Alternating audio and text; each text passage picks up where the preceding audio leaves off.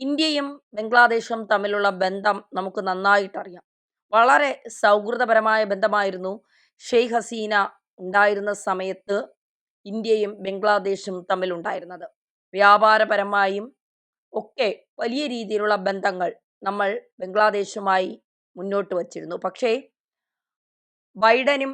ജോ ബൈഡനും ഒബാമയും bill ക്ലിൻ്റനും ചേർന്ന് നടത്തിയ പദ്ധതിയിൽ ഷെയ്ഖ് ഹസീനയെ അട്ടിമറിച്ചുകൊണ്ട് അവിടെ യൂനസിനെ പ്രതിഷ്ഠിക്കുക എന്ന നിലപാട് സ്വീകരിച്ചപ്പോൾ സ്വാഭാവികമായും അവിടെ ഒരു അട്ടിമറി ശ്രമം നടന്നു, പ്രതിഷേധം വന്നു, അക്രമങ്ങൾ ഉണ്ടായി, ബംഗ്ലാദേശിൻ്റെ പല ഭാഗങ്ങളും ആളിക്കത്തുന്ന ഒരു അവസ്ഥയിലേക്ക് വന്നു.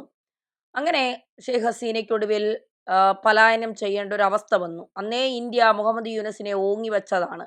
നിനക്ക് വച്ചിട്ടുണ്ടടാ, നിന്റെ കാര്യം ഞങ്ങൾ ഏറ്റ് എന്നുള്ളൊരു നിലപാട് ഇന്ത്യ അന്നേ സ്വീകരിച്ചതാണ്.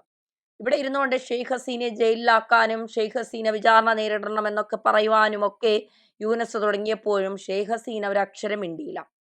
മൗനം വിദ്വാനുഭൂഷണം എന്ന് പറയുന്നത് പോലെ ഷെയ്ഖ് ഹസീന നീ പറഞ്ഞുകൊണ്ടിരുന്നോ, ബാക്കി ഇന്ത്യ നോക്കുന്നുണ്ട് കാര്യങ്ങൾ എന്നുള്ള രീതിയിലായിരുന്നു ഷെയ്ഖ് ഹസീനയുടെ നിലപാട്.